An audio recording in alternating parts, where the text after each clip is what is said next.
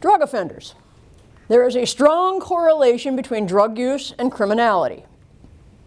Now we can ask the question, what came first, the chicken or the egg?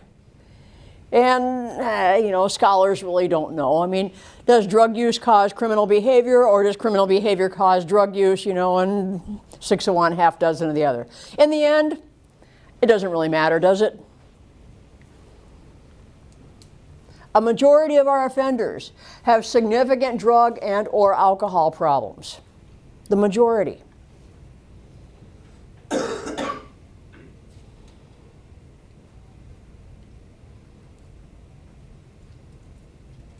Which means treatment is needed. If we want them to be released and be productive, useful citizens, treatment is needed. A large portion of state and federal inmates are serving time for drug offenses. Actually, I believe it's the majority now. There's actually more people serving time for drug offenses than any other category. Of course, this is our war on drugs. Yes, ma'am? Do you think that's going to change with the legalization of marijuana initially? That's a good question. Is it going to change with the legalization of marijuana? We're creeping in that direction. And what frustrates me a lot is I see what other countries are doing successfully, and we are just bound and determined we don't want any part of that. Oh no, that's working really great over there. It's working great in this country. That's working. We don't want to do that. And I don't get it. We're just throwing good money after bad right now. And maybe it's time to mix things up a little bit and rethink our strategies. It would be interesting to see people who have smaller sentences and stuff for marijuana, if they get released, or how that all happens. Yeah, we'll see what happens. It should be interesting the next 10 years. Drug treatment in prison is critical. It's absolutely critical.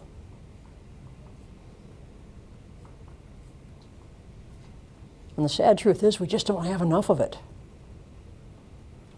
And we'll talk about careers later on in the semester, but for those of you that are thinking, I want to get into corrections to help people, but gosh, I don't know if I want to be an officer, a social work degree, focus on counseling and substance abuse treatment, you could do a lot of good.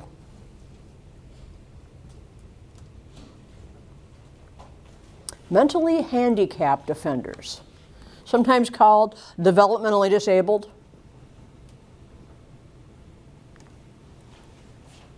So these are the folks who lack the mental capacity to function normally. I'm sure that you've had contact with somebody like this in your life. It is a permanent condition. It is not treatable. We can't fix it. It's a done deal. This is how they are forever.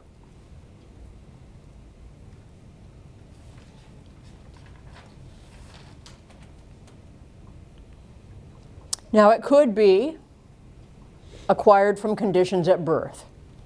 In the photograph, we see the young man with the Down syndrome, and that's a chromosomal abnormality. There's nothing can be done about that. Or sometimes during the birthing process, things go wrong. And the infant might be deprived of oxygen, and it causes irreversible brain damage. Things like that happen in the birthing process. There's no fixing it. So you might have somebody that has a very adult body. They might be 25, 30, 40 years old, but they have the mind of, say, a 6-year-old or an 8-year-old or a 10-year-old. Could be acquired from injuries, like closed head injuries. Yes, sir? Have you seen the TV show The Rookie? No, I haven't. Well, they actually do a very good job of displaying an adult who has the body of a 25, 30-year-old, but has the mind of a 3-year-old.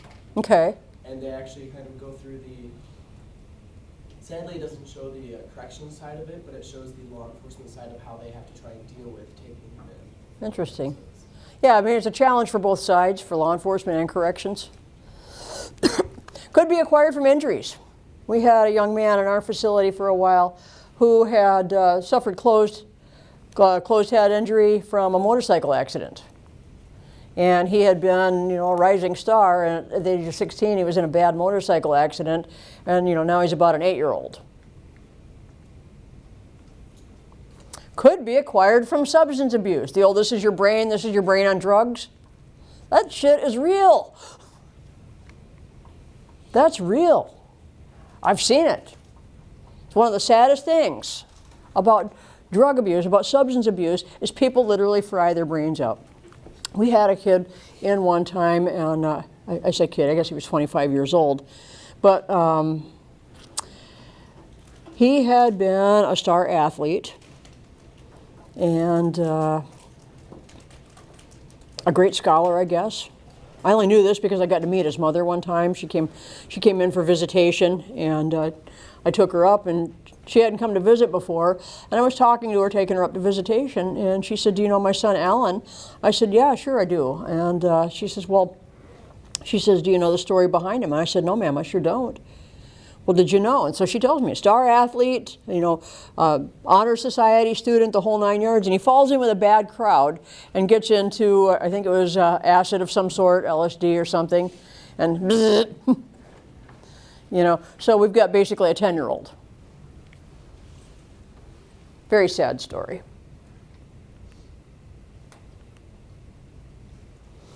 So you might ask, why are these people in our jails and prisons? And here's your answer. There are very few community-based treatment options. There's nowhere to put these people. There's nothing to do with them. And the judges, I can't just give them the green light and tell them it's okay to do this. So they wind up incarcerated. We had an offender that used to ride around Bay County. His name was Donnie. And he had a big old black Schwinn bike. The old kind with the big tires. And on the front, he had a big basket, and then he had 2 saddlebag baskets on the back. And he would ride around town and pick up scrap, mostly. Now, in the front, you couldn't miss him, because in the front, he had a car battery and a big yellow utility light on a pole that he liked to light up. So here's Donnie riding around town with his yellow light flashing, picking up scrap and stuff. Well, sometimes he didn't just pick up scrap. Sometimes he picked up things that didn't belong to him, that weren't for the taking. And he would get caught and arrested and brought into jail. So he was what you call a frequent flyer, a recidivist, in and out, because the judge wouldn't know what to do with him. So kick him in jail for a few weeks, few months. And he was an excellent worker. Most of your developmentally disabled people really are. They're very good workers, because you can put them on the most tedious, boring, mind-numbingly boring tasks, and they'll go out at hammer and tongs, with all the gusto and fervor that you would never be able to get a regular person to do it with. So we'd put him to work on all kinds of weird stuff. Every time he would come in, we'd come up with a new project for him. So one time he's doing a long stretch. He's doing like 6 months. And we're at a loss. What are we going to do? I mean, painting's been done, this has been done, that's been done. Somebody says he can clean the gym. He can clean the gym floor. Well, that ain't going to take very long, mop, bucket. No. Have him do it by hand. Well, like what? Like a scrub brush? That still isn't going to take that long. It's not going to keep him busy for 6 months. Somebody says, no, toothbrush. Oh, well, that'll keep him busy for 6 months. So every morning after chow, he'd come out, and we'd give him a bucket of hot soapy water and a toothbrush and a rag. And that's what he would do. He detailed that entire gym. It took him 6 months. He loved it, because, he'd be in there working, and officers in between rounds would go in there and kick it with him, and we'd give him a pitcher of coffee in the morning, and in the afternoon he'd get a pitcher of lemonade. And people would come and talk to him and pay attention to him, and he liked that a lot. And the gym got cleaned.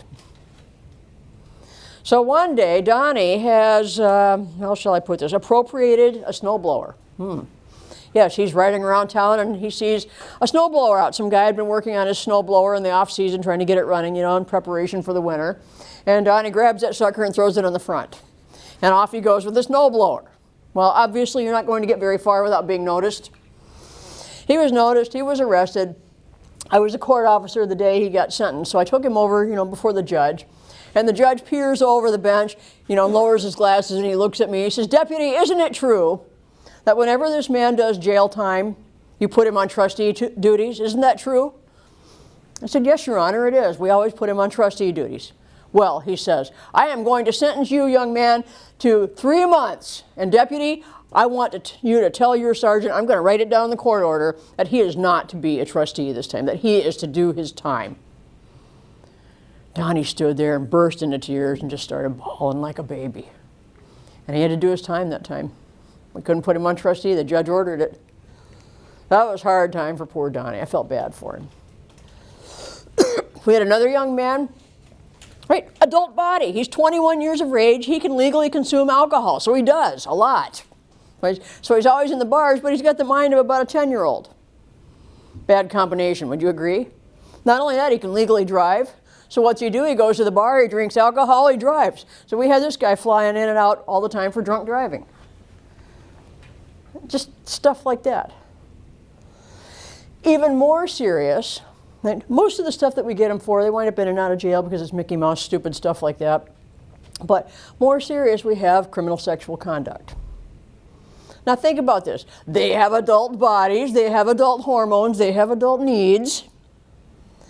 And they don't understand that there's a certain social ritual that you have to go through to meet those needs. You know, like you talk to somebody and you maybe invite her for dinner or for a movie, and you maybe have to do that several times. And then, you know, maybe eventually things work out and you can, you know, meet your physical needs. But a lot of these guys don't understand that. They're functioning at the level of a 6 or 8 or 10 or 12-year-old, and they just understand they have a need right now.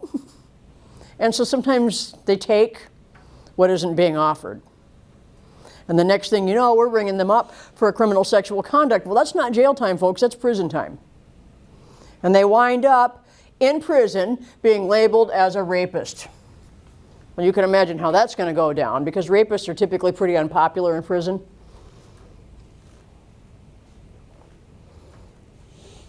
Special issues. They're easily manipulated. You know how kids are. Doesn't take much to fool them. Want to have fun with some little kid, you know, 5 or 6-year-old, ask him, well, tell him, you know, if you push your belly button, your legs will fall off. Some of them will actually do it, and other ones totally freak out. But it's kind of like that. They're easily manipulated. They're led into crime in the first place, maybe on the basis of friendship.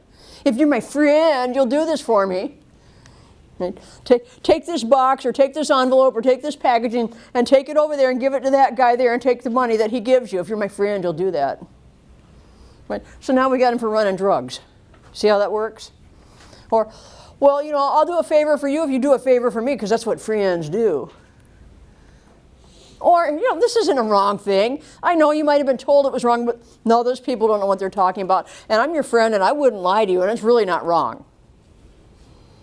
That's how we got the guy with the closed head injury from the motorcycle accident. His friends told him that it wasn't wrong to break into a school and steal some stuff. So he and some of his so-called friends break into an elementary school and trash the place and steal some stuff. And when the cops show up, everybody runs except him. Now, give him his props. He was loyal. He didn't turn anybody in. But you know, it's like that. They need protection from victimization. I mean, these guys are easy targets. That they may be used as a drug mule. They can be otherwise set up. They can be sexually assaulted, even forced to prostitute. So they need a lot of oversight.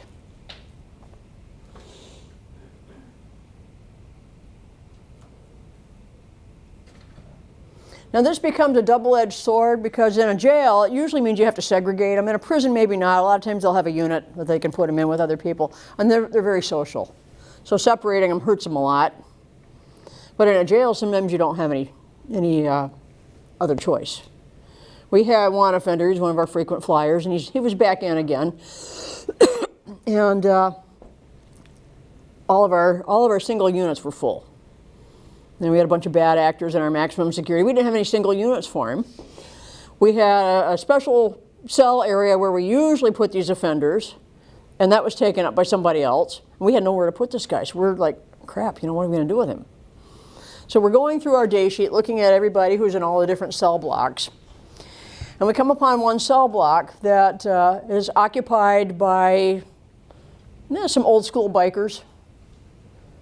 You know, if you've seen Sons of Anarchy, those kind of guys. So they're career criminals. We're going to talk about that in a few minutes here. They're career criminals.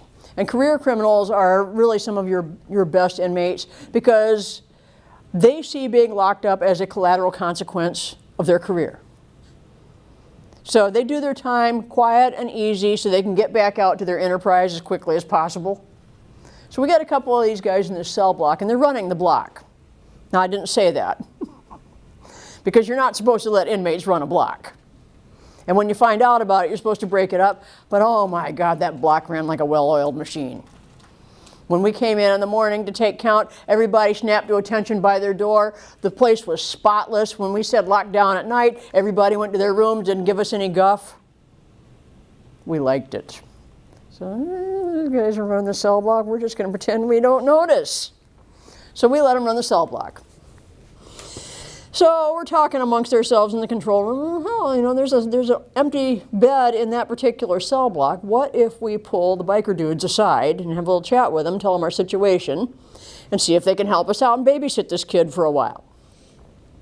So we go down there and pull the biker dudes out, and this is our problem. You know, if we put this guy that's mentally handicapped in with you guys, could you keep an eye on him? Oh yeah, not a problem. Don't you worry about a thing. So we bring him down. This is how it goes. There's an empty cell. There's an empty bed in a cell, a two-man cell. The empty bed was on the upper bunk, but this guy was, how can I put it, kind of stocky, built like a fire plug. He wasn't going to get up on that upper bunk. That wasn't going to happen. So the biker dudes welcome him in with open arms, introduced themselves, you know, of course, by nickname, Bear, and I can't remember the other guy's nickname now. And, hi, how you doing? Come on in, we got a room for you. And they walk into the empty room. They see that he's not going to get up on the upper bunk. And the guy that's on the lower bunk, they look at him, they grab his stuff, throw it on the floor, and say, you're on the upper bunk now. And they tell our mentally handicapped defender, here you go, you can have this bottom bunk. Now, he was in there for about a week. And in the week that he was in there, he was their pet. He didn't have to clean his room. He didn't have to clean anything. Everybody waited on him hand and foot. All he had to do was sit at the table, and somebody would bring him his tray. Somebody would take his tray for him. He was allowed to watch whatever he wanted on TV. He had a wonderful week. And then at the end of the week, our special unit opened up. And because of liability reasons, because if something happened to him in that unit, we'd be toast. Because of liability reasons, now we have to move him into the special unit where he's all by himself. He cried and cried and cried and cried. I think everybody cried. But we didn't have a choice, right? Because we've got the whole liability issue, protection from victimization thing. So, you know, sometimes they require segregation, and that's just difficult. Better if you can put them in a unit with other people.